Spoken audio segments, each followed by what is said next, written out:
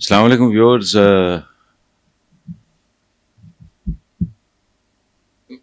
گزشتہ سے پیوستہ عید مبارک ہو.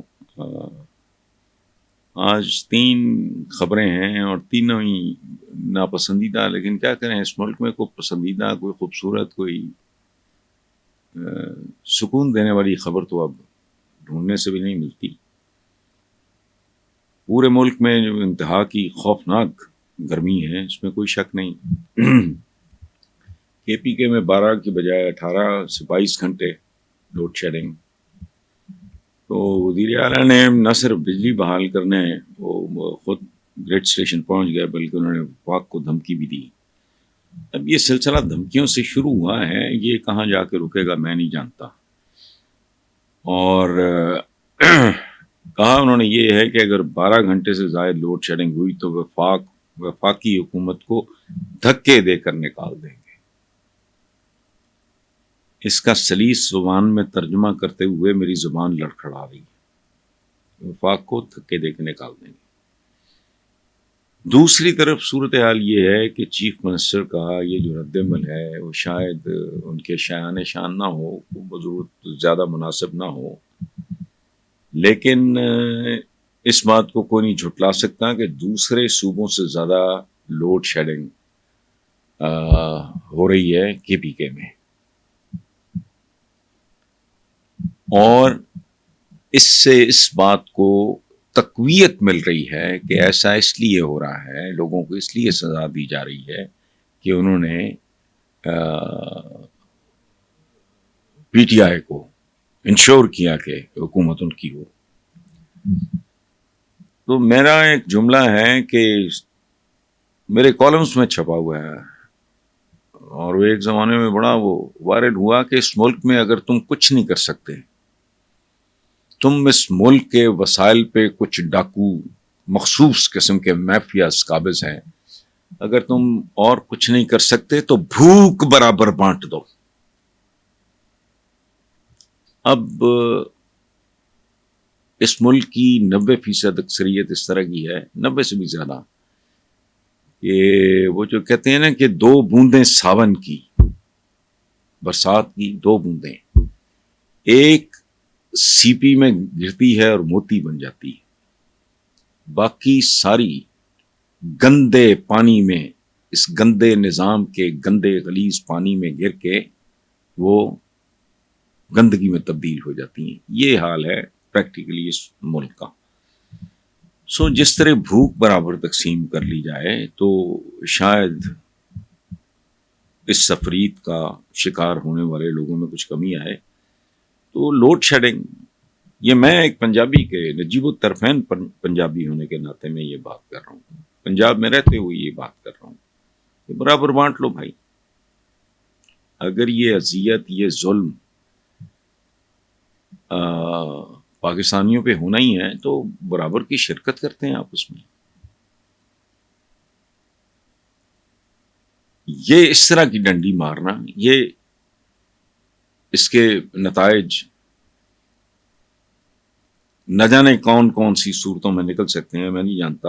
دوسری طرف نون لیگیوں کو سوچنا چاہیے، ان کے تبلچیوں کو، کہ انہوں نے اس بات پہ بڑے ڈھول بجائے ہیں، بڑی کھپ ڈالی ہے، حالانکہ وہ یہ بھول گئے کہ پیپلز پارٹی کے دور میں جب لوڈ شیڈنگ اس وقت بھی تھی، اس ملک کے نصیبوں میں ہر طرح کی لوڈ شیڈنگ ہے، سوائے بدماشوں کے، سوائے مافیاز کے، سوائے ٹیکس نہ دینے والوں کے. ان کی لوڈ شیڈنگ نہیں ہے، باقی ہر طرح کی لوڈ شیڈنگ ہے. تو شہباز شریف نے جو اس وقت وزیر اعظم پاکستان، ماشاءاللہ ہمارے بھی کیسے کیسے نصیب ہیں، تو مینار پاکستان پہ ٹینٹ لگا کے ہاتھ والا پنکھا استعمال کر کے لوگوں کو پرووک کرنے کی کے لیے میسج دیا تھا، جس پہ چلاگی پکھیاں والا گیت مختلف چینلز نے چلایا تھا. اگلا جو ہے معاملہ کہ پی ٹی آئی کے رہنما زین قریشی نے، جو غالباً میرا خیال ہے شاہ محمود قریشی کے صاحبزادے ہیں، کہ جی ان کو عید کی نماز نہیں پڑھنے دی گئی. اس کے بارے میں کیا تبصرہ کروں. اور ایک بات میں نہیں جانتا اس نوجوان کو، زین قریشی کو، اور محمود قریشی کے لیے بھی یہی ہے کہ اگر جبرن روکا گیا ہے تو تمہاری نماز قبول ہوئی. اللہ پاک انما الاعمال بالنیات، اعمال کا دار و مدار نیتوں پہ ہے. اگر آپ کو جبرن روکا گیا ہے، نماز نہیں پڑھنے دی گئی تھی، تو دربار الہی میں تو سب کو سب کچھ پتا ہے. تو آپ یوں سمجھو کہ آپ کی ایک نہیں، آپ کی کئی نمازیں قبول ہوئی. اسی لیے عمران خان کو بھی میں سمجھتا ہوں کہ اگر وہ پڑھنے دیتے، مجھے نہیں پتا صورتحال کیا ہے، اس کے بعد میں ادھر ادھر کی باتیں سن رہا ہوں، تو بھائی اس کو تنہائی میں پڑھنے دیتے یا اس نے پڑھ لی ہوگی، مجھے نہیں پتا. لیکن یہ اس حد تک جانا جرم ہے. میں مجرم ہوں، میرے بھی کچھ حقوق ہیں، میں قیدی ہوں، میرے بھی کچھ حقوق ہیں. تو حقوق کو بلڈوز کرنا یا حدود سے تجاوز کرنا، اس کے نتیجے کبھی دنیا کی تاریخ میں تو اچھے نہیں نکلے. ہمارے یہاں کیا ہوتا ہے میں بہتر جانتا ہوں. آخری بات وہ بہت ہی عجیب ہے. ایک سندھی وڈیرے نے ایک بے زبان جانور کسی اونٹنی کی ٹانگ اس وجہ سے کاٹ دی کہ وہ اس کی زمین پہ چر رہی تھی. حیرت انگیز بات ہے. وہ مسلمان بھی ہوگا، وہ انسان بھی ہوگا، وہ پاکستانی بھی ہوگا. اس جانور کے اندر کیسی درندگی ہوگی. ایک معصوم، اس کو کیا پتا. یہ تو انسانوں کو پتا ہے نا یہ کس کی زمین کہاں سے شروع ہو کے کہاں ختم ہوتی ہے. حالانکہ ختم ہونی ہوتی ہے قبر پہ. اور اوقات انسان کی صرف یہ ہے کہ وہ نہ آخری غسل خود لے سکتا ہے، نہ وہ آخری لباس یعنی کفن خود پہن سکتا ہے، نہ وہ اپنی قبر کھود سکتا ہے. یہ ٹوٹل اوقات ہیں. یہ سندھی وڈیرے کی بھی یہی اوقات ہے، ظاہر ہے. لیکن اس کی بے رحمی دیکھیں. اور میں حیران ہوں، یہ کون حیوان نما کوئی چیز ہوگی، کوئی جانور. اچھا بہت آپ کو غصہ چڑھ گیا تھا، وہ چھڑی وڑی مار کے بھگا دیتے اس کو، اس کی ٹانگ کاٹنا. اچھا اس طرح کے لوگوں کا آپ تصور کریں، یہ کوئی وڈیرا تھا یا جو کوئی بھی تھا، یہ انسانوں کے ساتھ کیا کرتا ہوگا.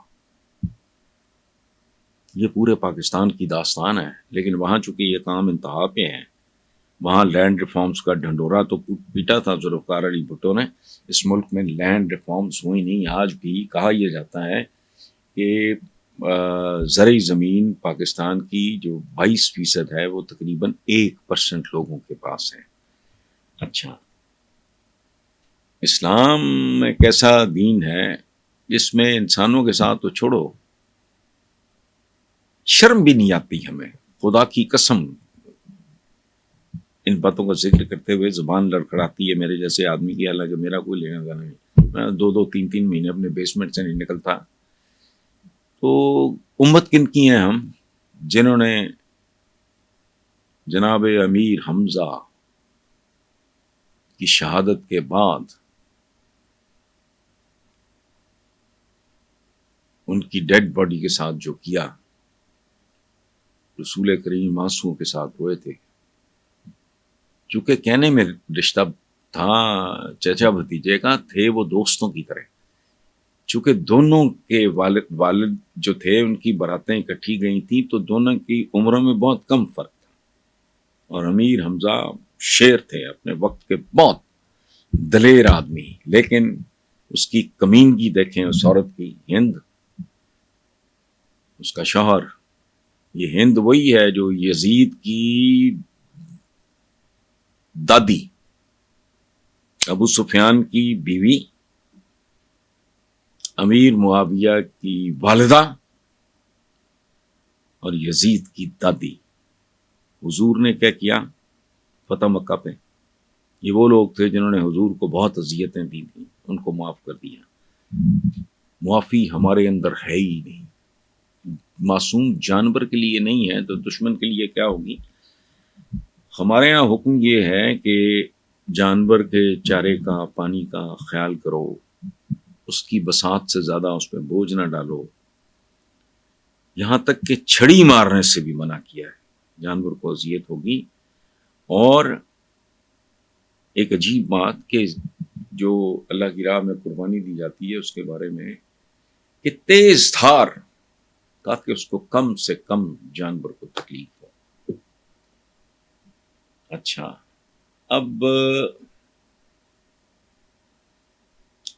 یہ جس طرح کی خبروں کا فلڈ ہے، ایک سیلاب ہے، اس کے بعد میں تو کبھی کبھی یہ سوچتا ہوں کہ پتہ نہیں عذاب الہی میں کتنی دیر باقی ہے۔ جو کچھ یہاں انسانوں کے ساتھ یا حیوان انسانوں کے ساتھ کر رہے ہیں، میں نہیں جانتا۔